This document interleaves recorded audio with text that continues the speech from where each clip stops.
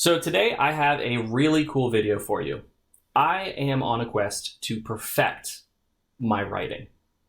And part of that is talking to other authors about what they do, how they do it.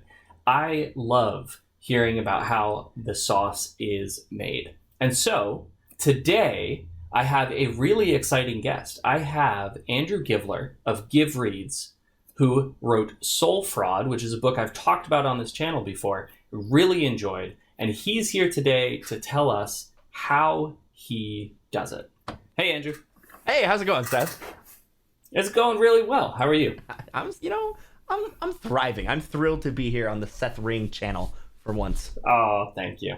Thank you. So, I'm really excited for this, and I figure we're just going to jump in. Okay. Hopefully people get the same value out of this that I know I'm going to get. But before we get into the actual specifics of how you write, I want to know a little bit about how you actually got started. What drove you to become an author, and why did you start your first book? What drove me to become an author? Honestly, the true answer to that is I don't think that I can really remember a time in my life where I didn't want to be an author. I've always loved storytelling and books ever since I was young. I started reading really early, and my mother says I was reading 6th grade books by the time I was 6. So I don't know if that's true, but so I was digesting mature stories pretty early for my age. I have this kind of vague memory of my parents did this thing which started in 1st or 2nd grade where I had to write a book report on every book I read. But for every book I read, I wrote a report on. I would get $1, which was pretty good money back in the day. That's awesome. Yeah. I might have to start doing that with my kids. I'm 100% reusing it. It was the best. And I was a really fast reader. I used to think I was scamming my parents because I get $20 and they were like, yeah, you just read 20 books, idiot. So I don't know who the real winner was there. But I think that at one point during that process, I started to notice when books didn't end how I felt like they should, or they didn't satisfy me. And that sort of began to snowball into, well, then I guess I'll do it myself. And I started trying to write books younger than Aragon, really, it's really been a whole process. I wrote a book. The first book I wrote that I finished was right after I graduated college. But I decided it was really bad, so I threw it away. And then actually threw it away? I mean, I think I might still have it, but I got I was like, no, you know what? I can do better than this. Right. I'm not trying to it eventually mutated into Soul Fraud. I think I stole from it really heavily, but it was a different thing. And Soul Fraud was the next one I wrote, which I started writing a few years later when I sort of was like, hey, I really wanted to do that writing thing, and I never did. And then I became a YouTuber, and that sort of distracted me. And then during a pretty successful YouTuber. Yeah, it took up a lot of my time. And then during the pandemic, I think I turned 30, and I was like, hey, I wanted to be an author. Get started on that midlife crisis early. Pretty much. Well, I actually, Soul Fraud was already probably almost 2/3 written. And I had stopped it for about 4 years because I moved to LA. My YouTube career took off and all that. And I was it was my birthday, and I was stuck inside, and I was like, hey, why don't I finish that book I always said I wanted to finish? And so I just sat down and finished it. And then I was like, I guess I should do something with it. And that's how we got here. That's awesome. It's really fascinating to hear that you had this inkling that you wanted to do this from a really young age as you looked at other people's material. I was always the kid that was trying to make people laugh. And if somebody else told a funny joke, I would be like, why was that joke funny? So I think that just is how I look at everything. Interesting. Why is that book good? What, what, right. How'd they do that? I think it's I love magic, for a little bit I wanted to be a magician because I was always how'd they do that? I want to do that. I want to cause that wonder. I think that's something that's just always been with me ever since I was born. That's really cool. So you decide to start, you decide to write this book, and you're sitting down to do it. I want you to talk me through those early days of how you actually got yourself to write, what you did once you sat down to write. How did you sort of figure out your way through writing a book? Mostly you set it on fire and you see what happens. Part of the reason I think that I didn't write earlier is I'm a pantser by definition. Okay. I do improv for my day job basically, and so I thrive in those moments where you can find the little exit and like it makes it all seem really cool. But I thought that to write a book, you had to have the outline, you had to have the structure, you had to have all the characters' descriptions written out and everything. And that's not me. And I kept trying to do that, and I would just get frustrated and stuck because I'd be like, I don't know what this character is. And what I realized eventually was because I haven't encountered that character yet. Like I need to see it in the wild, and I write by feel. Gotcha. And I thought that was against the rules in like a serious way. I mean, this was before indie authoring really took off, right? Right. And so I didn't think that I had earned the right to write a book. And then one year, I want to say when I was like 24, 25, something like that, my parents bought me Stephen King's book, which is called On Writing, which is his like memoirs of his author career. And pretty much in that book, he calls people who outline a hack. Says the only way to do it is to like just sit down and let the characters do what they're going to do. He says he writes books based off of he asks an interesting question and then he comes up with his characters and then he lets them solve it. And I was like, oh, I could do that. That makes sense to me. So I read that, and that like completely changed like my thought on how I could approach it. And so I just sat down and started doing that because I had kind of a cool concept. I wanted to see what would happen. I think I'd written the first chapter. I would always sit down and write the first chapter of a book, and it would always be like pretty decent for my like writing level at the time. And then I would be like, all right, I don't know what to do next, and I haven't planned, and I don't know how to do that, so I'm going to stop. So I took the chapter of Soul Fraud and was like, all right, well, what happens next? And then I just kept asking myself that. And that's how the book started to come together. Okay, so without outlining ahead of time, you're sort of feeling your way through the manuscript, right? Yeah. How Sorry, go ahead. Go ahead. So how long does it typically take you then to get through a book? I'm getting better and better. Okay. I wrote Soul Fraud. I mean, Soul Fraud has like a big like 4 or 5 year break in it, right? Sure. In between that, I think I wrote it in about 100 days. I wrote about 1,000 words a day on it. Wow. Okay. So when I was in college, I had a professor who was published by Random House who wrote fantasy. And he told me that 1,000 words a day was better than what most traditional authors did. So I thought that was pretty good. And so when I was writing about 1,000 words a day. There was a big gap. And in Soul Fraud, I also hit a wall where I didn't know what happened next. And that was like sort of what started my big pause because I didn't know. I had written myself into a corner and I didn't know how to get out of it. Excuse me. And then after that, there was a bit of a pause before I started Dandelion Audit, which is book 2. And that took me longer because I wasn't sure where to start. I knew going into the book, I knew what like the big idea was, and I knew kind of like where I wanted it to end. And I knew I think I'm a little more structured than some pantsers because I have what I call mile markers, like when you're on a road trip and you're looking for like the mile. I have, at about here in the story, I want to be like right about here. And about here in the story, I want to be right about here. And we need to make sure to hit this note. But in between that, we're going to get there somehow. And as I find that as the series gets more established and the characters get more established, I have it's easier for me to find the pieces to be like, okay, now we're going to go this way because like this makes sense. And this is established. In the beginning, when it's like Wild West, I'm like, I don't know. But I wrote Dandelion Audit in about 5 months, I want to say. And that was like about 1,000 words a day with, some days that I just couldn't hit because I got another job.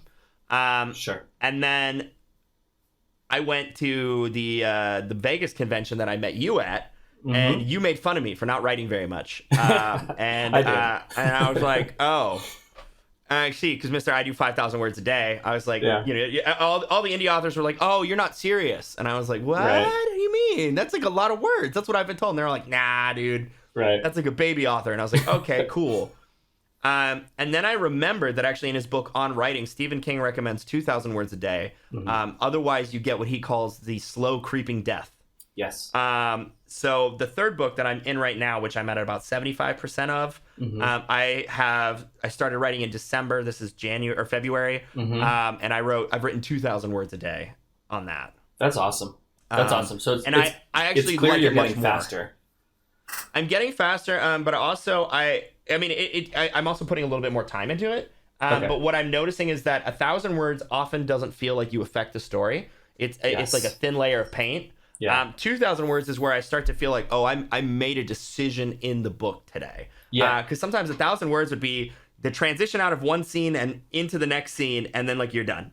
Right. And so 2,000 has been harder. I've had to like sweat over it more, but I'm getting the book faster, and I feel like I'm more in it, which I'm really enjoying. It's almost like the book is a little bit more alive because you're seeing more action. The characters are doing more, and you're actually playing in the world a little bit longer mentally, right? Yeah, and also I think, everybody reads at different speeds, but I'm a quick reader, and it's rare to me, even if I only have a little while to read, I don't sit down and read, 4 or 5 pages, which is what 1,000 words might be. Right. So reading 16 to 20 pages, all of a sudden, it feels, I'm writing the story, but I'm also the first one to read it in that regard, because I am discovering it as I go to some degree. That's right.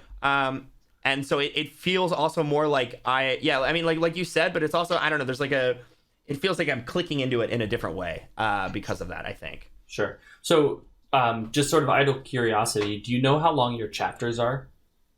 I know that you're the machine and every chapter is the same. Mine vary. Okay. It's funny, actually, in book 3, I feel like the chapters are shorter than I've ever done because I have more of them, even though the book isn't done yet. So like at 75%, I have almost as many chapters as I have in book 2, which book 2 is 125,000 words, and book 3 is at like 75,000 words or something like that right now. Okay. So it really fluctuates. I really let it go where usually, even though I'm pantsing, by the time I get to a scene, I know what I want to accomplish in that scene, more or less. Sure. And so I generally am like, okay, did I accomplish the note that I wanted? Did I get that? And is there more tension that I can like live in? And if so, let's do it. And if not, then we're done and time to move on. So I really just try to give it like complete freedom to let the characters do what the characters would do. Okay. So talk to me a little bit about editing then. If you're pantsing, a lot of pantsers are of the mindset that you write it the first time and then you go back and you fix it however many times it needs to be fixed, right? You go back and you do your revisions. Are you a big reviser? Do you do a lot of editing, or are you fairly light touch? It depends on what you mean, I think. So far I haven't had to do like a major edit, but I think I would. So if I finished a book and I gave the alpha to somebody and they read it and they said, yo, this doesn't make any sense, then that would be all right, cool, time to rip it out and like figure out what's wrong.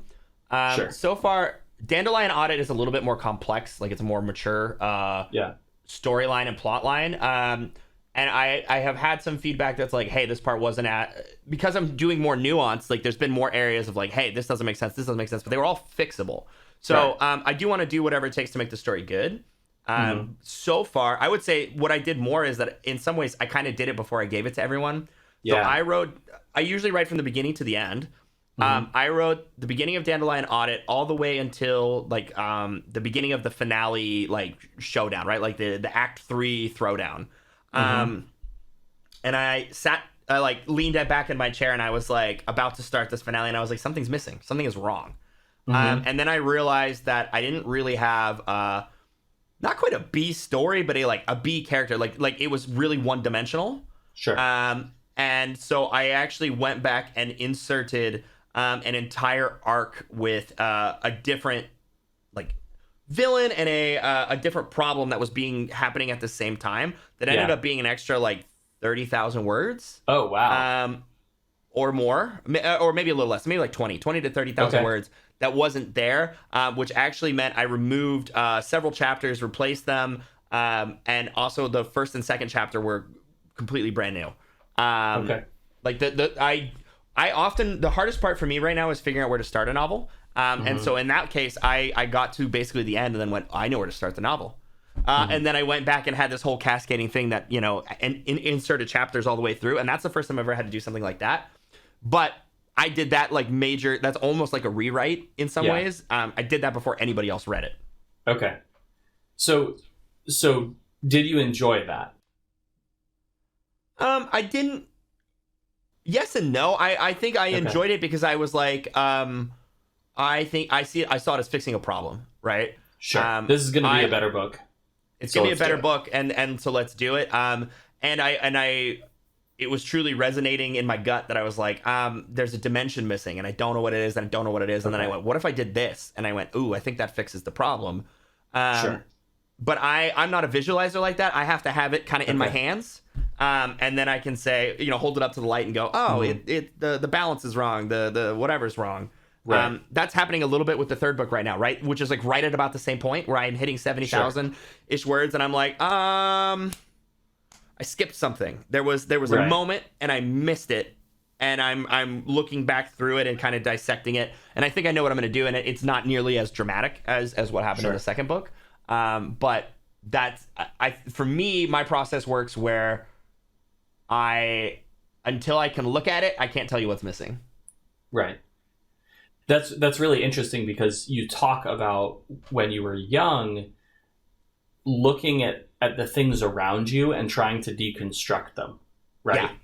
And so needing to have, it makes sense that you would need to have your manuscript or like your almost manuscript in hand to be able to look at it and dissect it and say, okay, what isn't working? What's good? What's bad?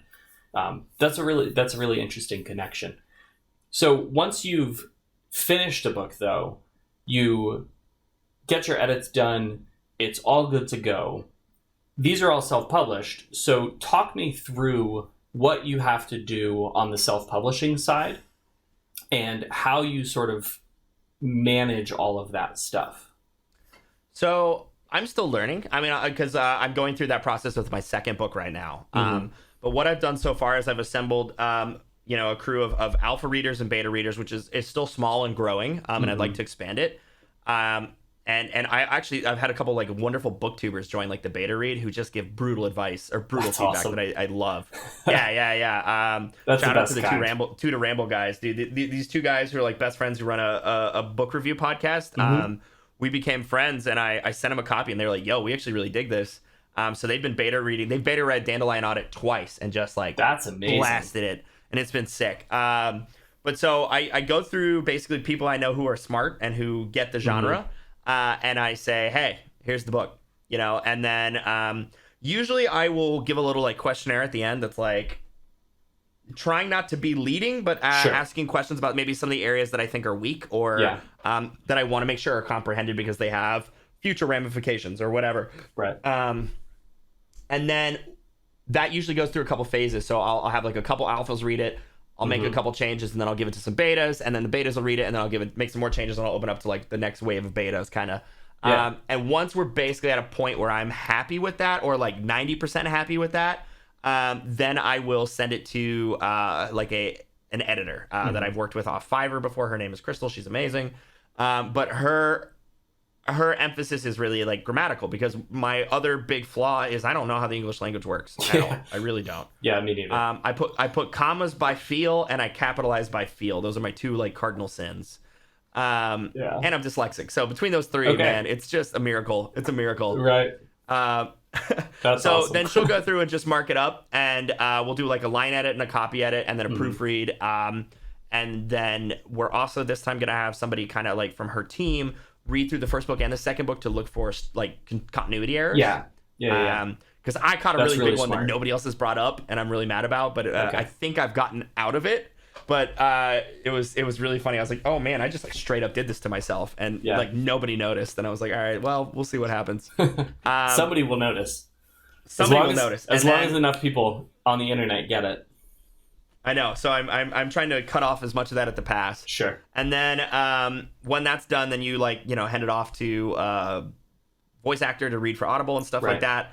and you go into all the other boring stuff like covers and things like that, and then you're pretty much ready to go. But you're doing all of that. Takes a couple months. And you're doing all of that yourself, though. You're managing all of that yourself. Yeah. I work with the voice actor. His name's Michael Mola. He's really, really great. He absolutely crushed the first one, and he's coming back to do all of them, as far as I know. Awesome. I mean, unless something happens, but like right now, that's the plan. And he's geared up to do 2. We are recovering book 1, and then that guy who's doing it, who actually works in the traditional space too, is going to do 2, 3, 4, and so on. He plans to do the whole series. Okay. And that's really cool because he does like the Butcher covers, which is amazing. Which is amazing, but he is freelance, and he also likes helping out indies. So he cut me a deal. Like he's like, yeah, I don't charge indies as much as I charge. Wow.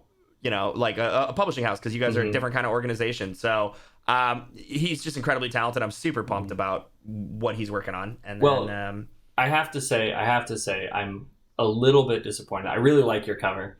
I really do like your cover. I think it's great. I do too. I think it's great. But from a sales perspective, in your genre, I think you're making the right call. Like, yeah.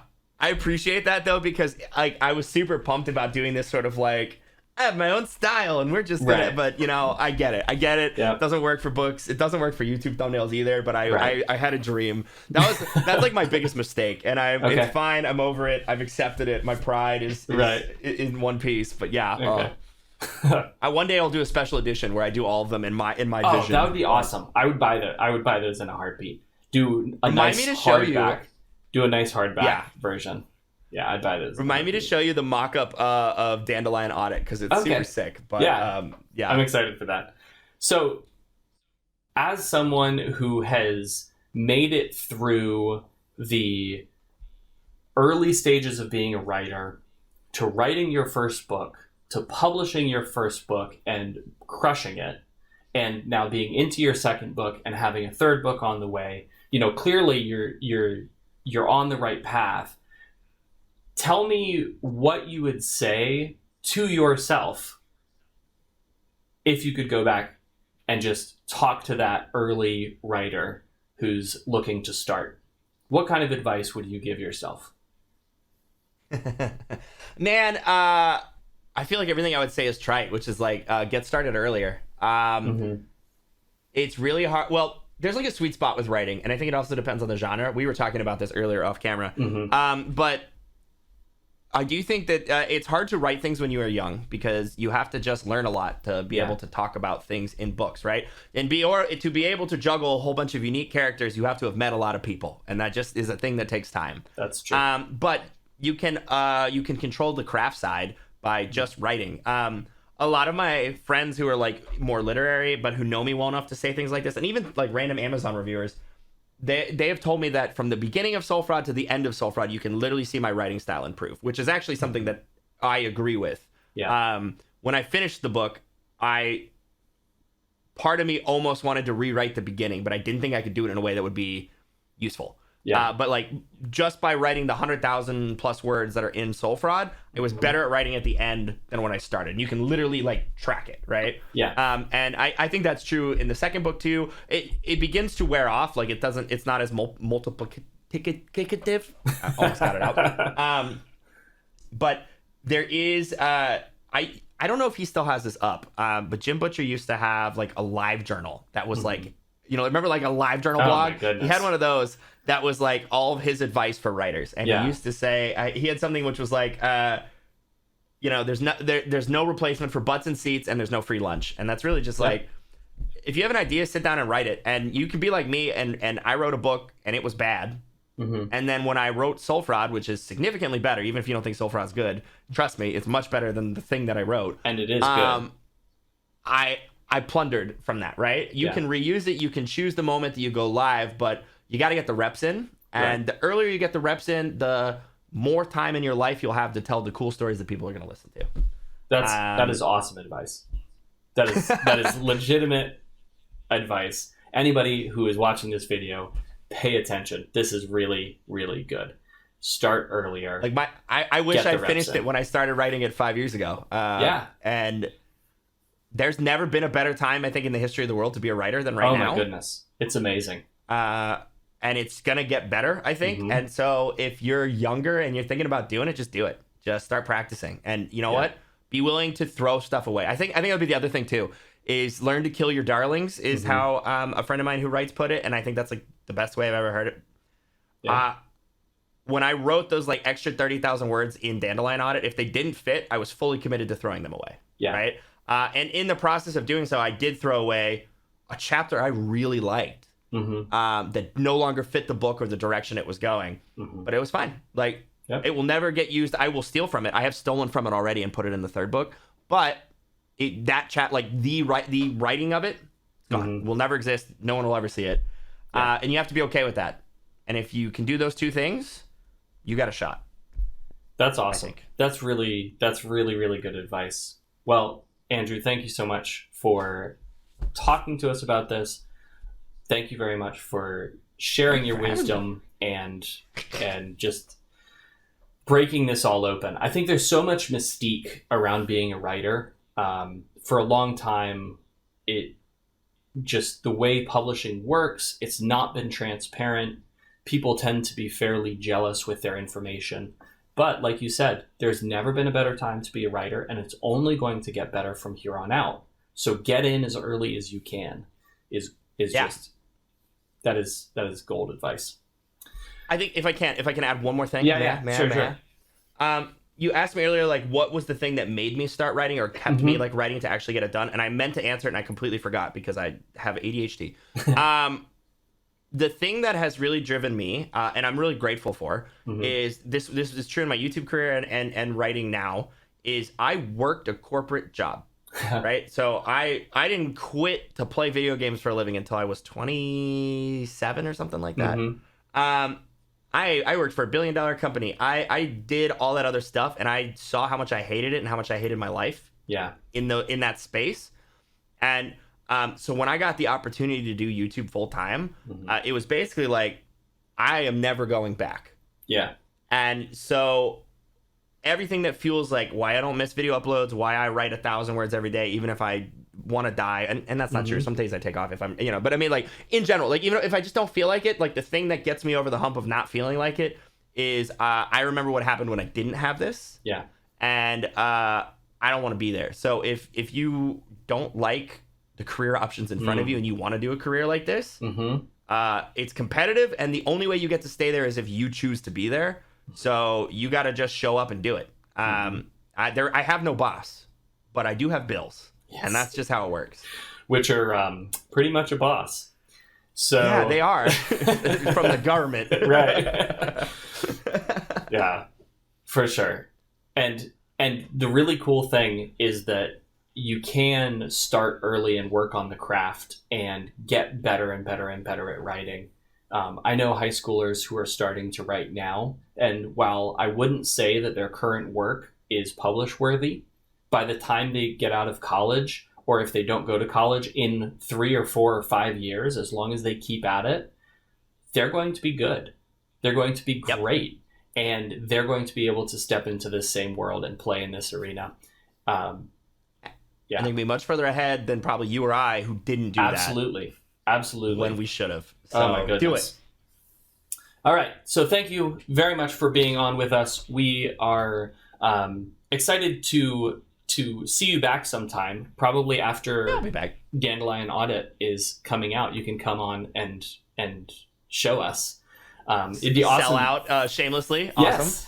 Yes, please do. Yeah, maybe we'll do a reading or something. If you haven't already checked out Soul Fraud, definitely do that. There will be a link in the description. Also, definitely go and check out Give Reads. Great channel. We do some stuff over there too. We've been doing these really fun fiction. What do you call them? Just like a short story writing challenge. I don't know. Okay. Just. Cool. So yeah, we've been doing these really fun short story writing challenges over there. They're really great. Go check them out.